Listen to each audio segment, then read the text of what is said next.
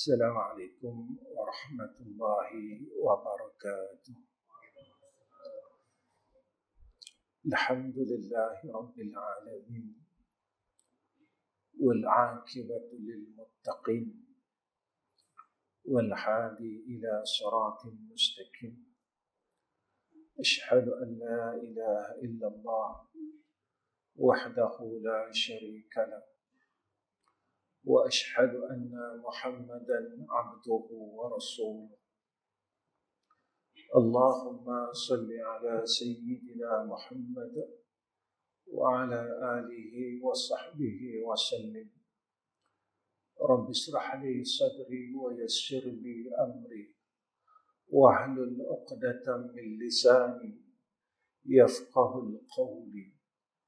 اللهم لك الحمد وإليك المستكان وأنت المستعان ولا حول ولا قوة إلا بالله العلي العظيم.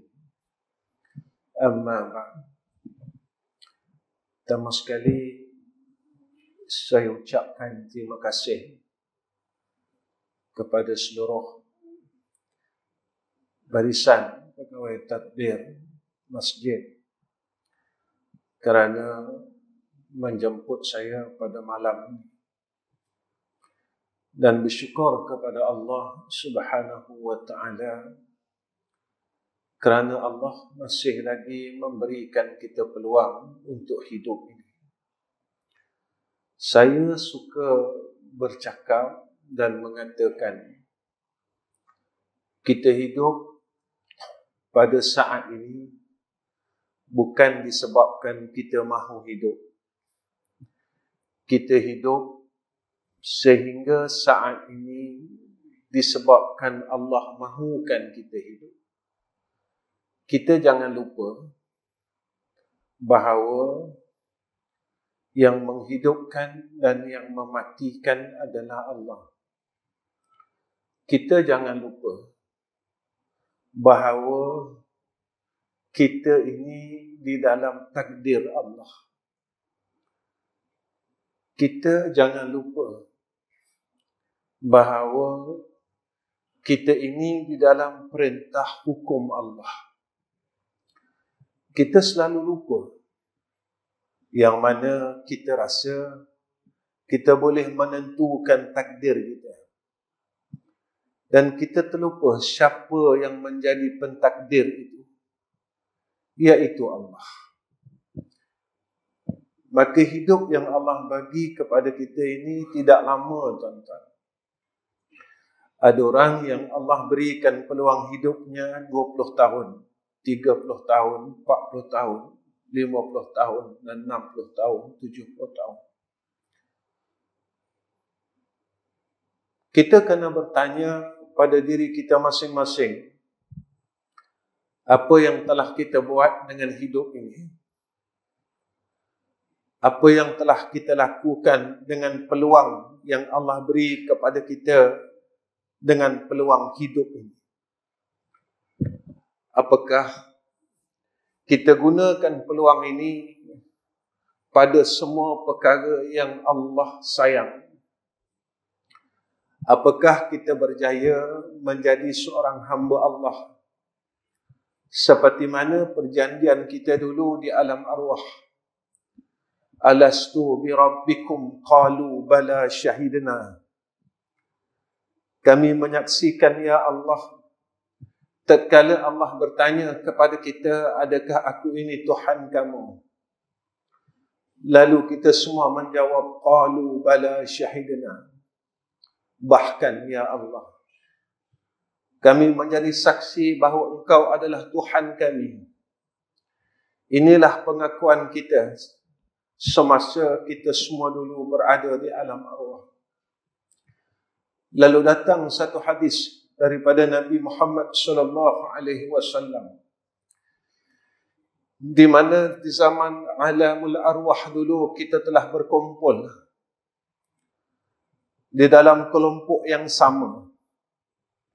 Maka tatkala kita di dalam dunia ini, kita akan bertemu dengan kelompok kita yang telah kita dihimpunkan di alam arwah itu pada kelompok yang sama. Kita kena bersyukur kerana kita telah dipilih oleh Allah berada di dalam golongan orang mukmin dan orang Islam. Kita tak minta pun. Semasa kita dilahirkan, kita keluar daripada perut ibu seorang yang mukmin dan muslim. Kita tidak pernah meminta dan kita sendiri tidak tahu. Yang kita keluar daripada rahim seorang ibu yang mukmin dan muslim. Ada orang yang ditakdirkan ia keluar daripada rahim seorang ibu yang Yahudi dan Nasara. Dan mereka berusaha mencari hidayah demi hidayah untuk mendapat tempat kembali sebagai hamba Allah. Kita lahir sahaja daripada seorang ibu yang mukmin dan muslim. Tetapi kita lupa bersyukur kepada Allah. La in syakartum la azidannakum wa la in kafartum inna azabi lasyadid. Tuan-tuan, ada orang yang dilahirkan sebagai seorang mukmin tetapi dimatikan sebagai seorang yang kafir. Na'udzubillahi min zalik. Ada orang yang dilahirkan sebagai seorang yang kafir tetapi dimatikan sebagai seorang yang mukmin. Ingat, Sayyidina Rasul pernah berpesan kepada kita supaya kita membaca doa ya muqallibal qulub, tsabbit qalbi ala dinik wa ala ta'atik. Ya muqallibal qulub, tsabbit qalbi ala dinik wa ala ta'atik. Ya muqallibal qulub, tsabbit qalbi ala dinik wa ala ta'atik. Orang yang mempunyai rasa takut kepada Allah, dia takut saat kembalinya kepada Allah, imannya dicabut oleh Allah Subhanahu wa ta'ala. Lalu ia sentiasa mengamalkan doa ini dan dia tidak pernah meninggalkannya. Pada ketika itu, tuan-tuan, berlakunya seorang awliya illah yang bernama Hasan al-Basri. Tinggi dan kuat takutnya Hasan al-Basri ini, tuan-tuan, satu hari sahabatnya memberikan ia segelas air. Ketika ia memegang segelas air ini, tuan-tuan, lalu ia pengsan. Setelah ia sedar daripada pengsannya, lalu sahabatnya bertanya kepada Hasan al-Basri, wahai sahabatku, kenapakah engkau pengsan setelah engkau memegang dan melihat segelas air ini? Apa kata Hasan al-Basri? Ketika aku memegang gelas dan melihat air yang berada di dalam gelas ini, aku melihat dan aku sedang memikirkan tentang ayat Allah Subhanahu wa ta'ala.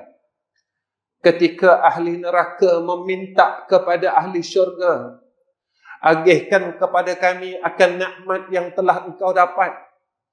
Yang mana ahli neraka ini, kata Hasan al-Basri, mereka akan meminta daripada ahli syurga, wahai ahli syurga, berilah kepada kami, agihkanlah nikmat-nikmat Allah yang telah engkau perolehi di dalam syurga. Mereka meminta air daripada ahli syurga. Mereka meminta makanan daripada ahli syurga.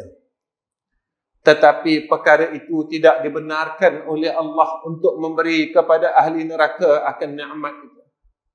Sebab itu, tuan-tuan, pada malam ini saya ingin membawa diri saya khususnya dan juga sahabat-sahabat yang berada di dalam masjid ini tentang apa yang disebutkan oleh Allah sebahagian golongan yang akan masuk di dalam syurga Allah, yaitu daripada ayat surah Al-Imran yang tuan-tuan faham dan tuan-tuan pernah baca ayat ini. وسارعوا إلى مغفرة من ربكم وجنة عرضها السماوات والأرض أعدت للمتقين الذين ينفقون في السراء والضراء والكاظمين الغيظ والعافين عن الناس والله يحب المحسنين والذين إذا فعلوا فاحشة أو ظلموا أنفسهم ذكروا الله فاستغفروا لذنوبهم ومن يغفر الذنوب إلا الله ولم يصروا على ما فعلوا وهم يعلمون. Apa kata Allah? Allah terangkan kepada kita tentang sifat ahli syurga. Tuan-tuan, saya ingin nyatakan di sini kasihnya Allah. Allah bagi tahu kita macam mana nak masuk syurga. Kasihnya Allah. Allah bagi tahu kita macam mana nak lepas dari neraka. Kalaulah tuan-tuan, ada satu hadiah yang ditawarkan kepada kita, lalu dibagi tahu cara macam mana nak dapat dan semua orang boleh dapat, maka tatkala itu semua orang akan mengikut cara yang apa yang telah dibagi tahu untuk mendapatkan habuan dan hadiah itu. Lebih-lebih lagi Allah Ta'ala, kasihnya Allah, Allah memberitahu kepada kita bagaimana cara untuk masuk syurga. Sebelum Allah bagi tahu kita bagaimana cara nak masuk syurga dan siapakah yang layak masuk syurga, Allah ceritakan kepada kita tentang apa yang ada dalam syurga. Dan Allah bagi tahu kita jangan masuk neraka. Dan Allah bagi tahu kita bagaimana akan azab neraka Allah Subhanahu wa ta'ala. Seperti mana yang Allah sebut dalam surah As-Sajdah. Wa ammal ladzina fasaqu fama'wahumun nar. Kullama aradu an yakhruju minha u'idu fiha. Wa qila lahum zuqu 'azaban nar alladzi kuntum bihi tukadzibun. Orang yang fasik, yang tidak mahu berhenti buat dosa, yang rasa dirinya tak berdosa. Ingat tuan-tuan, ada satu makhluk namanya Iblis. Dia dah buat dosa, dia tak rasa dia berdosa. Dia dah buat salah, dia tak rasa dia salah. Maka inilah yang berbahaya jika kita berpegang seperti mana Iblis telah berpegang pada dahulu kala. Apa yang terjadi kepada ahli neraka, Allah bagi tahu kita. Fa'ammal ladzina fasaqu fama'wahumun nar. Allah akan lemparkan kita masuk ke dalam neraka Allah. Wa ammal ladzina fasaqu fama'wahumun nar kullama aradu an yakhruju minha. Dan ahli neraka ini, tuan-tuan, mereka berusaha untuk keluar daripada neraka Allah. Allah nyatakan dalam surah As-Sajdah pada ayat seterusnya, ahli neraka ini berusaha untuk memanjat tembok-tembok api neraka. Tetapi malangnya, malaikat yang menjaga neraka Allah Subhanahu wa ta'ala menolak kembali mereka ke dalam neraka. Lalu malaikat berkata kepada ahli neraka, zuqu azaban naril ladzi kuntum bihi tukadzibun. Rasakanlah azab neraka Allah yang mana semasa kamu hidup, kalian hidup di dalam dunia yang Allah berikan puluhan tahun. Kalian dustakan akan sengsara dan kesakitan azab neraka Allah. Yang mana minumannya daripada peluh api neraka Allah. Makanannya daripada zakum. Yang apabila masuk ke dalam perut anak Adam, maka hancurlah seluruh isi perut. ahli neraka yang memakan. Tuan-tuan, kita tidak ada pilihan. Kita kena masuk syurga. Kita tak ada pilihan, kita kena masuk syurga. Tuan-tuan, mungkin kita rasa kita tak buat salah. Saya semayang Ustaz 5 waktu sehari semalam, betul. Tapi telah buang tak sombong dalam diri kita. Buang tak rasa besar diri. Rasa kita paling bagus. Tuan-tuan, iblis pernah rasa macam tu. Dia rasa dia paling bagus daripada Nabi Adam AS. Lalu dia berkata kepada Allah, wa ana khairum minhu. Aku lebih baik daripada Adam AS. Tuan-tuan, apakah kita telah buang 10 sifat mazmumah yang wajib kita buang dalam diri kita? Kita belajar tasawuf, tuan-tuan. Lepas satu kitab khatam, satu kitab khatam. Tetapi berjaya tak kita untuk membuang dan mengikis sifat mazmumah yang ada dalam diri kita? Berjaya tak kita membuang segala sifat mazmumah yang bersarang di dalam hati-hati dan roh kita?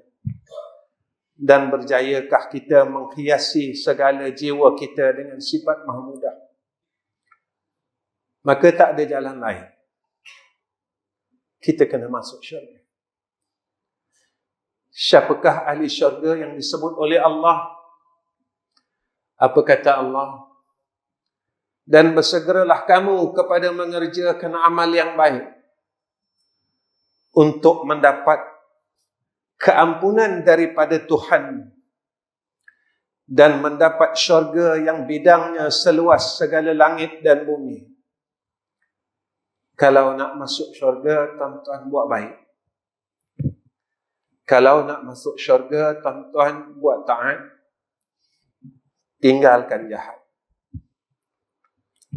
Saya salat, puasa, zakat, haji, tinggalkan bergaduh sama-sama kita.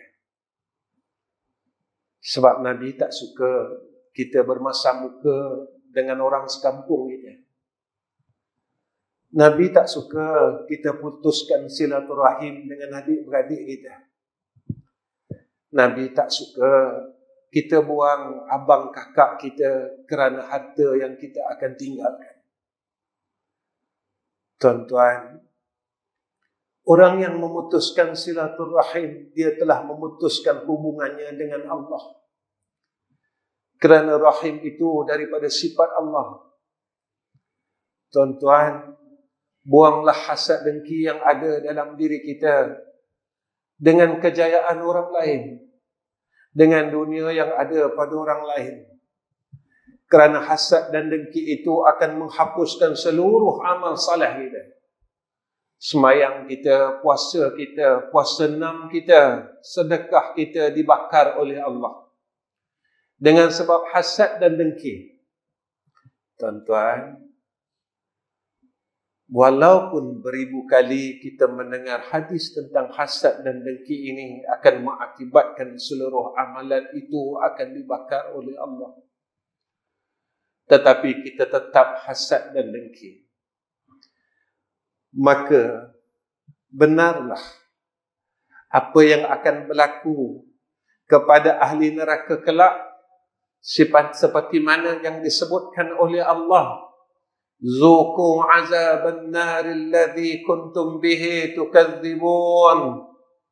Rasakanlah azab neraka Allah yang mana semasa di dalam dunia ini kamu dustakan. Kamu tidak percaya, kamu tidak ambil peduli, kamu tidak mengambil berat. Kamu terus hasad, kamu terus dengki dengan saudara se-Islam kamu, dengan adik-beradik kamu, dengan keluarga kamu. Hari ini adalah hari pembalasan, kata Allah.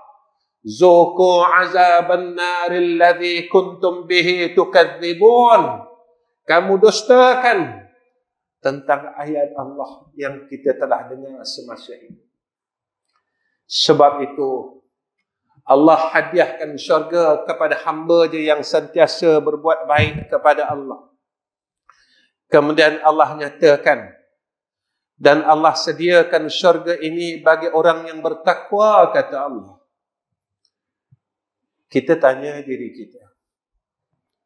Allah sebut dalam Quran, inna akramakum indallahi atqakum. Orang yang paling mulia di kalangan kita sebenarnya bukan orang yang ada pangkat besar. Orang yang paling mulia di kalangan kita bukan orang yang ada ilmu banyak. Orang yang paling mulia di kalangan kita bukan orang yang ada duit banyak, harta banyak. Allah ajar kita. Orang yang paling mulia, kata Allah, di kalangan kita, di kalangan kamu, kata Allah, inna akramakum indallah, pada sisi Allah, atqakum. Siapa yang paling tinggi takutnya? Maka ulama tasawuf jelaskan sifat takut. Tuan-tuan, kalau kita buat maksiat, apa perasaan kita? Kita takut tak dengan janji Allah yang kita akan diazab oleh Allah? Kalau kita tidak berbuat kebaikan, yang mana orang yang berbuat kebaikan itu dijanji oleh Allah syurga baginya, takut tak kita, tuan-tuan, kita tak boleh masuk syurga? Apa kebaikan yang saya tak boleh buat, Ustaz? Tuan-tuan, umur kita dah 70 tahun. Berjaya tak kita bangun malam?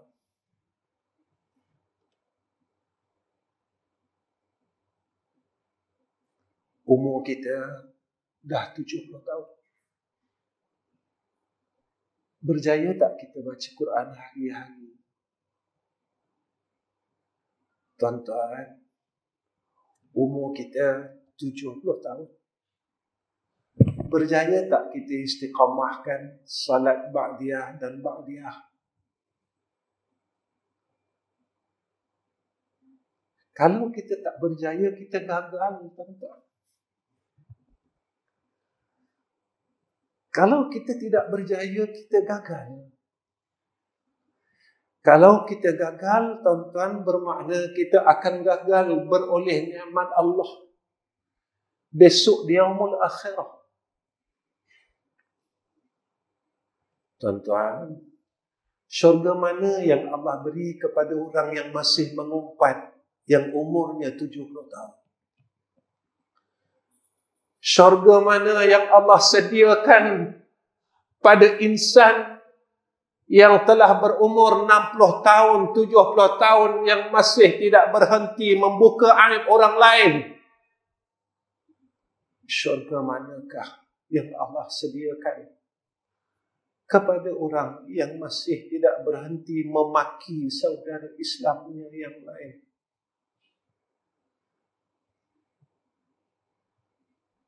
Kalau kita nak masuk syurga, kalau kita nak duduk dalam jannah Allah, ikut apa yang Allah nyatakan dalam Al-Quran. Maka kita sentiasa takut kepada Allah. Kalau kita tak dapat buat baik, kalau kita tak mampu buat baik, tuan-tuan, Allah ni sebenarnya baik sangat pada kita. Kenapa Ustaz cakap macam tu? Kita duduk dalam masjid malam ni, daripada maghrib tadi sampai sekarang, Allah arahkan seluruh makhluknya minta ampun orang yang berada di dalam majlis ilmu. Ini hadis yang sahih, tuan-tuan. Allah arahkan seluruh makhluknya minta ampun untuk kita. Kenapa, tuan-tuan, Allah arahkan seluruh makhluknya minta ampun untuk kita? Sebab kita lupa minta ampun.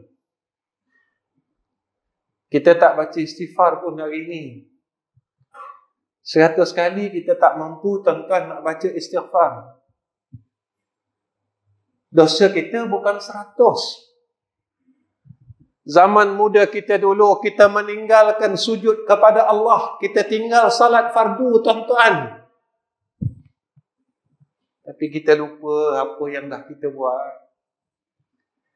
Iblis, tuan-tuan, sekali saja dia tinggal sujud kepada Adam AS di atas perintah Allah. Lalu ia dihalau oleh Allah daripada syurga. Masa umur kita belas-belas dulu, berapa kali dah kita tinggal sujud pada Allah. Masa umur kita 20-an ke atas, berapa kali kita tinggal sujud kepada Allah.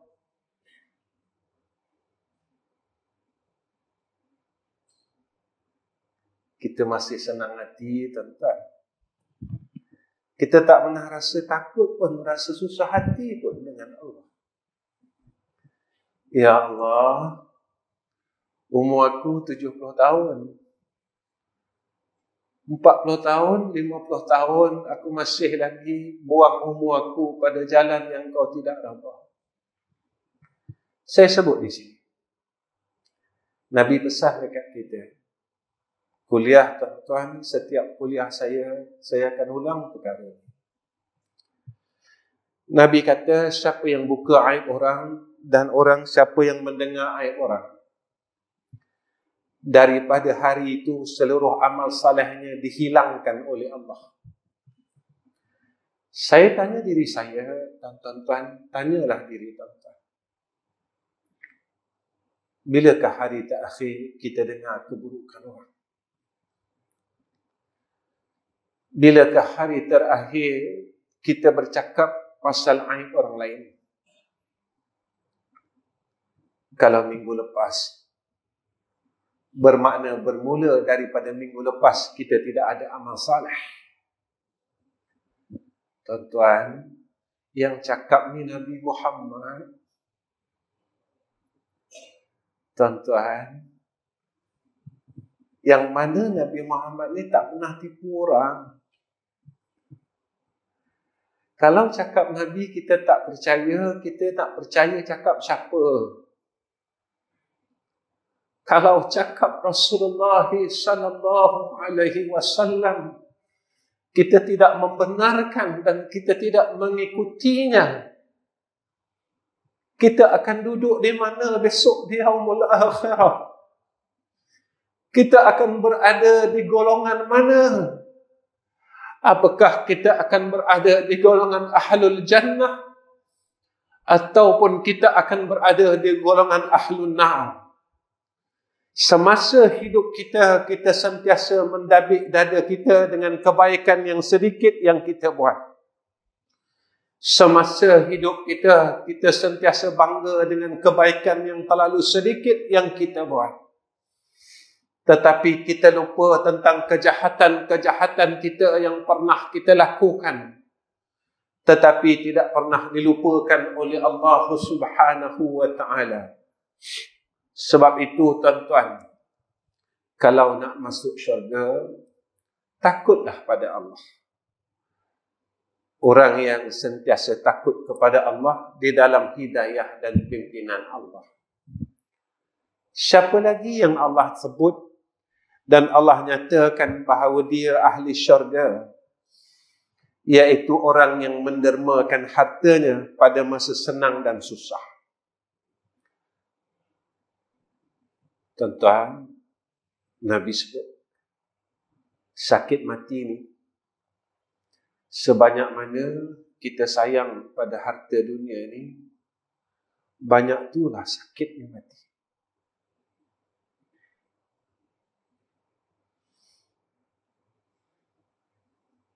Sebab tu Allah cakap dengan kita macam ni. Alhaakumut takasur hatta zurtumul maqabir. Cilakalah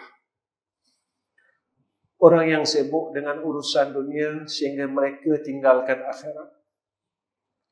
Sampailah besok dia bawa tubuhnya, dibawa ke dalam yang lahat. Tuan-tuan, Hatim Al-Assam pernah ditanya oleh gurunya. Guru dia tanya kepada Hatim Al-Assam, wahai muridku, kau dah mengaji dengan aku 30 tahun. Kau dapat apa? Kata dia, aku dapat 8 faedah. Salah satunya dia kata, aku tengok manusia di sekelilingku ada yang mengasihi harta mereka. Ada yang mengasihi kawan-kawan makhluk. Maka aku lihat harta yang mereka peluk, yang mereka sayang, ketika mereka masuk ke dalam liang lahat, harta ni tinggal. Aku tengok mereka yang berkasih mencintai kawan-kawannya, semasa tubuhnya masuk ke dalam liang lahat, kawan-kawan dia tinggal. Lalu aku memilih, kata Hatim Al-Assam, aku memilih amal saleh. Yang mana amal saleh ini, ketika tubuh aku masuk ke dalam liang lahat kelak, dia takkan tinggalkan aku. Ketika aku susah besok di alam barzah, dia tidak akan tinggalkan aku. Tetapi hartaku akan tinggalkan aku ketika aku susah. Kawan-kawan yang sebantal, yang sama-sama satu kerja dengan kita, ketika kita masuk ke dalam liang lahat, dia akan tinggalkan kita. Tetapi amal saleh kita, dia tidak pernah meninggalkan kita saat kita senang dan susah. Lalu kata Hatim Al-Assam, aku memilih untuk bercinta dengan amal saleh. Aku memilih untuk berkasih dengan amal saleh. Kerana dia tidak akan sekali-kali pernah meninggalkan. Tuan-tuan, saya teringat tentang satu hadis Nabi yang mana besarnya rahmat Allah. Nabi kata, siapa yang selepas salat fardu Isya, dia semayang sunat Isya 4 rakaat, maka orang yang berjaya mengerjakan salat sunat ba'diyah Isya 4 rakaat, menyamai ia telah melakukan ibadat pada malam Lailatul Qadar. Tuan-tuan, malam ini saya seru semua orang di dalam masjid ini. Berjaya tak kita untuk berdiri melakukan salat sunat ba'diyah Isya 4 rakaat? Berjaya atau tidak kita, maka ini menunjukkan kesungguhan kita untuk masuk syurga Allah. Tuan-tuan, orang yang berkehendakkan jannah Allah, dia tidak ada sifat malas untuk beribadat kepada Allah. Kalau sampai sekarang kita masih malas dan tunduk dengan kehendak hawa nafsu kita, maka kita tidak akan berjaya masuk jannah Allah. Sebab itu, apa yang disebut oleh Allah golongan yang dapat masuk syurga, mereka yang menginfakkan harta mereka itu waktu senang dan susah. Tuan-tuan, banyak mana kita telah bersedekah, banyak mana kita telah infakkan harta kita pada jalan Allah. Kita masih sayang dengan dunia kita? Tak. Kita masih lagi peluk harta kita. Peluklah sekuat-kuatnya, sampai satu saat pelukan kita itu akan longlai dan lemah. Peluklah sekuat-kuatnya harta itu, sampai satu masa harta yang kita peluk itu kita akan tinggalkan. Maka waris yang akan membahagi-bahagikan harta kita, jika harta yang kita tinggalkan itu tidak menjadi mudarat kepada ahli waris, maka beruntunglah. Tetapi jika harta yang kita tinggalkan menjadi mudarat kepada ahli waris, dengan sebab harta kita mereka bergaduh dan memutuskan silaturahim di antara abang dan adik, di antara kakak dan abang, maka asbab harta yang kita tinggalkan ini menjadi mudarat kepada ahli waris kita, maka bersedialah kita. Apa yang dikatakan oleh Allah tentang sifat ahlul jannah, iaitu orang yang menahan kemarahannya. Boleh tak buang marah, tuan-tuan? Sanggup tak kita buang marah? Boleh tak kita buang maki orang? Boleh tak kita hilangkan sifat marah yang Allah tak redha? Kita guna marah kita untuk agama. Tuan-tuan, Nabi ni dia tak pernah marah isteri. Nabi dia tak pernah marah anak ni. Nabi dia tak pernah marah kalau orang buat dia. Ada seorang badui tarik kain ridak Nabi sehingga berbekas leher Nabi. Sayyidina Umar nak tarik pedang, tuan-tuan, nak marah. Rasulullah kata, wahai Sayyidina Umar, jangan marah. Rasulullah tak marah pun badui ni. Tuan-tuan, bagaimana kita dengan isteri kita? Kita ikut tak Nabi Muhammad?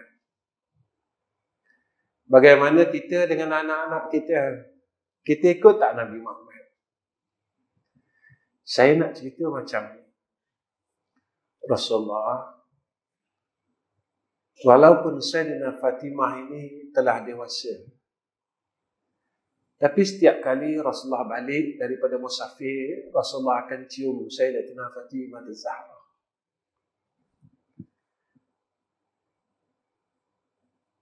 Rasulullah akan peluk Sayyidatina Fatimah Az-Zahra. Saya tanya ayah-ayah yang ada di hadapan saya, bilakah hari terakhir kita peluk anak perempuan kita?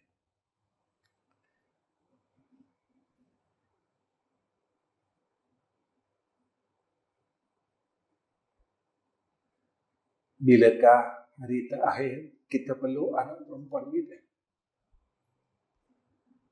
Kita ego kan, tuan-tuan, sebab kita ayah. Ego ni bahasa Inggeris. Melayu nama dia sombong. Iblis ni dia keluar daripada syurga dengan sifat sombong yang ada pada dia. Tuan-tuan, Rasulullah peluk sahabat-sahabat. Sampai datang satu hadis.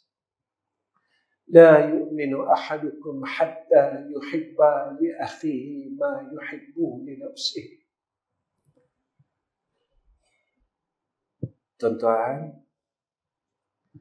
besok kalau kita mati, kawan-kawan kita ni tak akan ingat kita.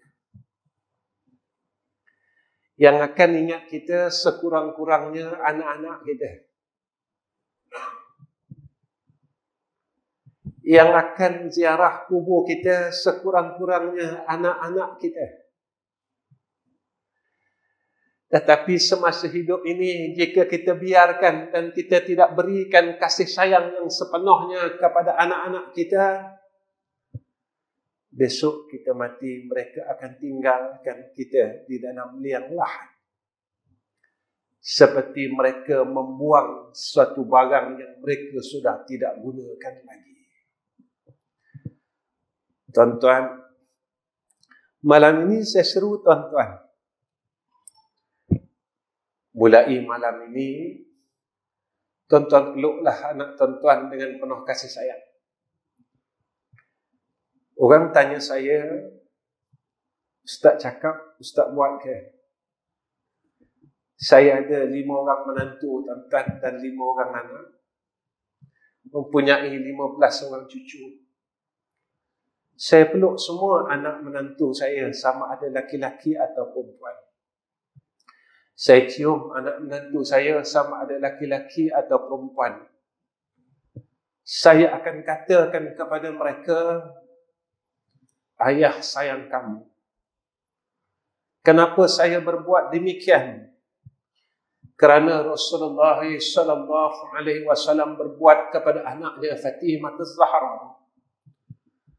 Ketika saat kewafatan Rasulullah sallallahu alaihi wasallam, Fatimah Az-Zahra menangis teresak-esak kerana ia sedar bahawa ayah yang paling dia sayang akan tinggalkan dia. Ketika saat sakaratul maut, Rasulullah melihat putri yang paling dia sayang, tuan-tuan, menangis, menjatuhkan air matanya. Seorang ayah, dia tidak akan tergamak melihat anaknya jatuh air mata di hadapannya. Inilah sifat seorang ayah yang ditunjukkan oleh Rasulullah sallallahu alaihi wasallam. Lalu Rasulullah memanggil Sayyidatina Fatimah Az-Zahra, ya bint. Lalu Rasulullah membisikkan kepada telinga Fatimah Az-Zahra, wahai anakku, selepas kewafatanku, maka engkau akan mengikutiku tidak lama lagi. Setelah Rasulullah membisikkan kepada telinga anaknya Fatimah Az-Zahra, Rasulullah berkata kepada Fatimah, ya Fatimah, engkau jangan nangis lagi. Engkau jangan bersedih lagi. Setelah kematianku, kata Rasulullah, engkau akan ikut aku tidak lama lagi. Ketika Fatimah Az-Zahra mendengar akan perkataan Rasulullah sallallahu alaihi wasallam, Fatimah tersenyum. Dan Rasulullah pernah berkata kepada Sayyidina Ali karamallahu wajah, wahai Ali, saat tubuh dan jasad putriku dimasukkan ke dalam liang lahat, Rasulullah berkata kepada Sayyidina Ali, maka akulah orang yang pertama yang akan menyambut tubuh putriku saat kewafatan Fatimah Az-Zahra. Sayyidina Ali menurunkan akan tubuh dan jasad isteri yang dia cintai. Selepas itu, tuan-tuan, Sayyidina Ali naik daripada liang lahat. Sayyidina Ali menangis teresak-esak. Lalu ditanya oleh anaknya, wahai ayahku, kenapakah engkau menangis setelah engkau menurunkan akan tubuh ibu kami? Maka kata Sayyidina Ali, benarlah apa kata datuk. Saat aku menurunkan akan jasad ibumu, aku melihat akan datukmu sedang menyambut jasad tubuh ibumu. Kata Sayyidina Ali karamallahu wajhah, maka justru itulah aku merasa akan terlalu sedih, kerana aku amat merindui akan tubuh Rasulullah sallallahu alaihi wasallam. Tuan-tuan, saya bertanya dengan diri saya dan tuan-tuan, tuan-tuan tak rindu ke dengan Nabi?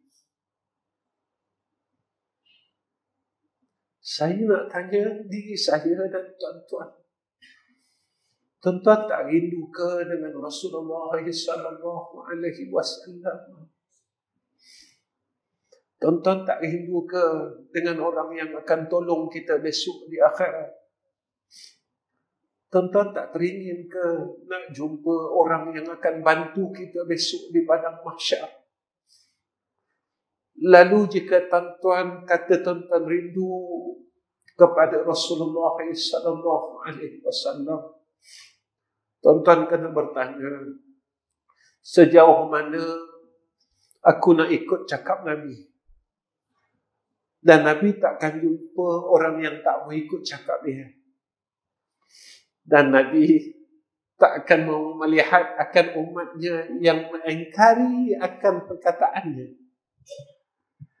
Kalau kita rindu nak jumpa Nabi, tuan-tuan, kalau kita rindu nak tengok wajah Nabi, maka kita ikutlah cakap Nabi. Supaya kita dapat jadi ahli syurga.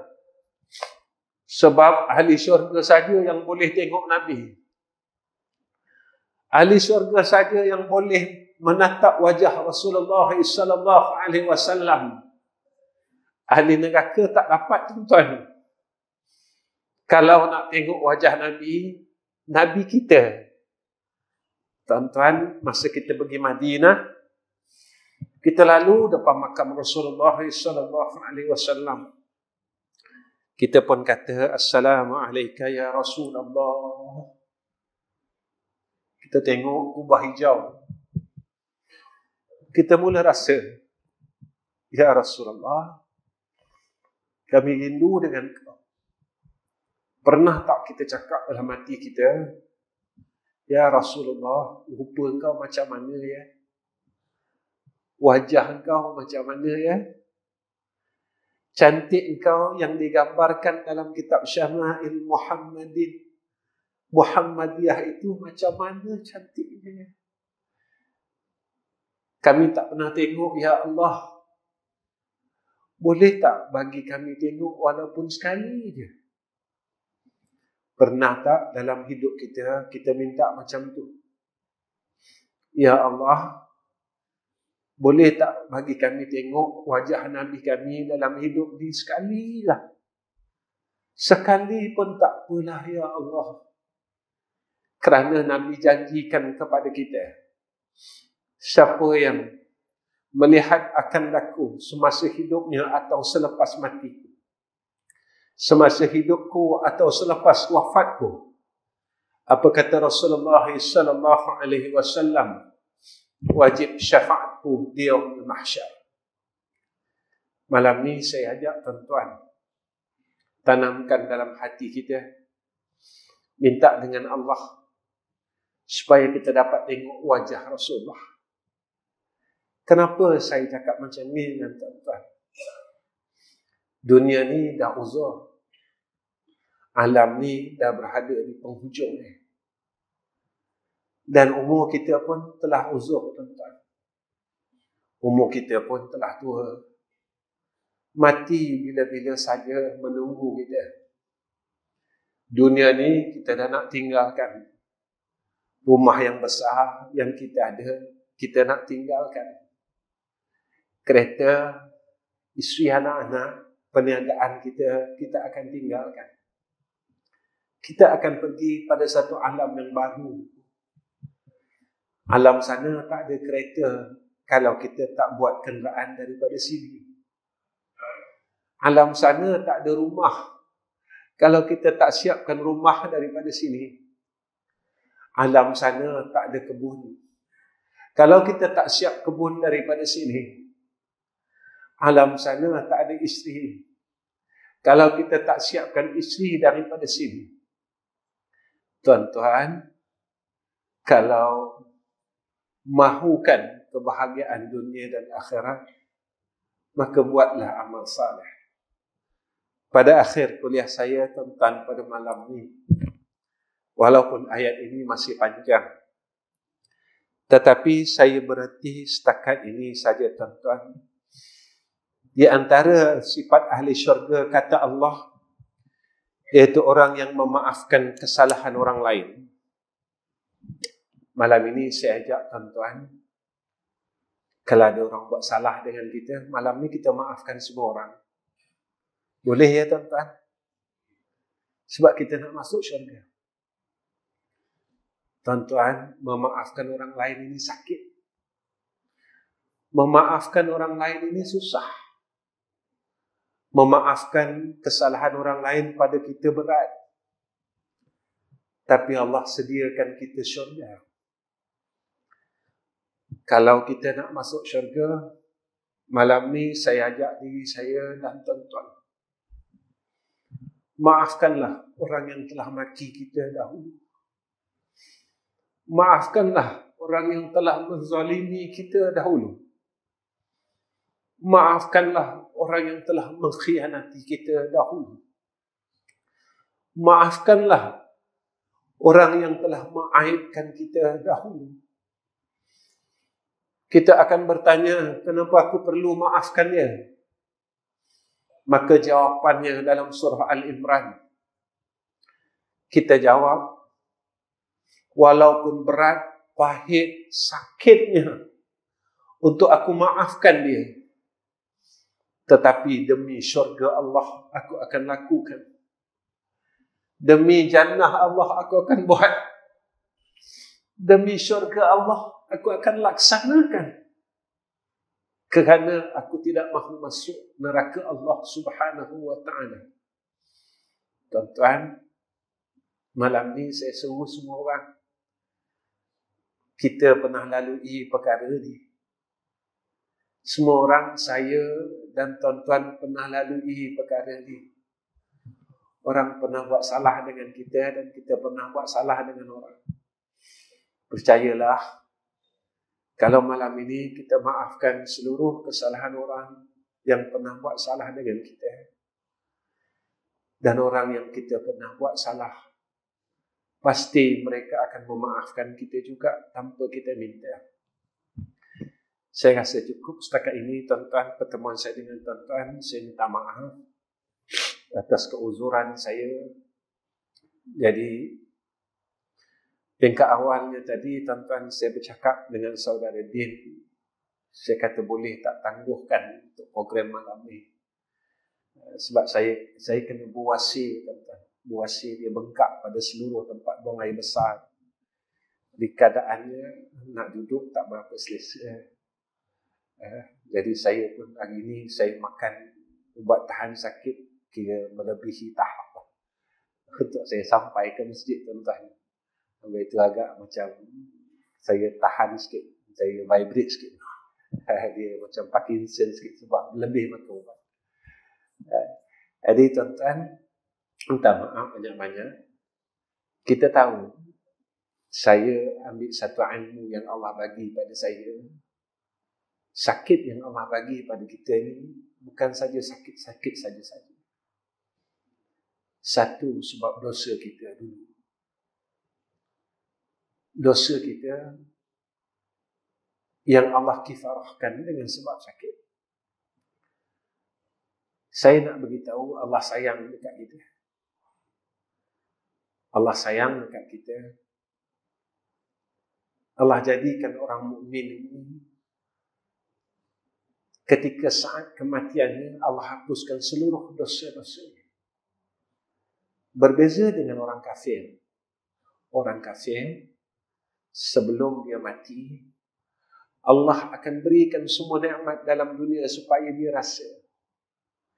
Kalau tatkala dia nak mati, dia nakkan minum air, Allah akan kabulkan hajat untuk ia minum air sebelum ia menghembuskan nafas yang terakhir. Kerana orang kafir ini besok di akhirat dia tidak akan menerima satu nikmat pun daripada Allah. Jadi tuan-tuan yang dirahmati Allah, sampai sini aja. Wa akhir kalam, assalamualaikum warahmatullahi wabarakatuh. Bismillahirrahmanirrahim. Alhamdulillahi rabbil alamin. Wassalatu wassalamu ala asyrafil anbiya'i wal mursalin wa ala alihi wa sahbihi ajma'in. Ya Allah, Ya Rahman, Ya Rahim.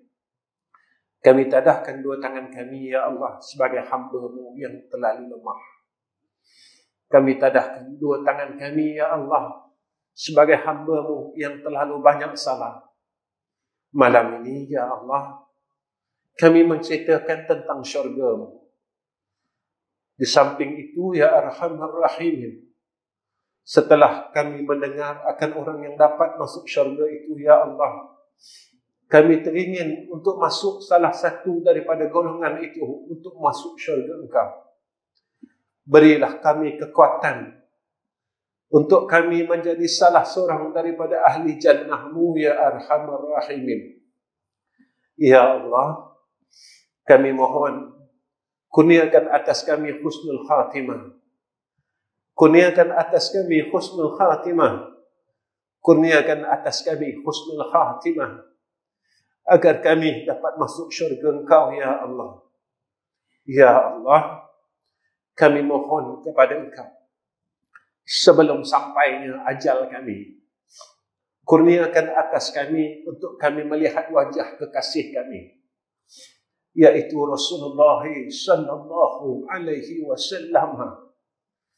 Walaupun sekali dalam seumur hidup kami, ya Allah, agar besok di padang mahsyar kami kenal Nabi kami sewaktu kami mencari akan Rasulullah sallallahu alaihi wasallam untuk memohon pertolongan.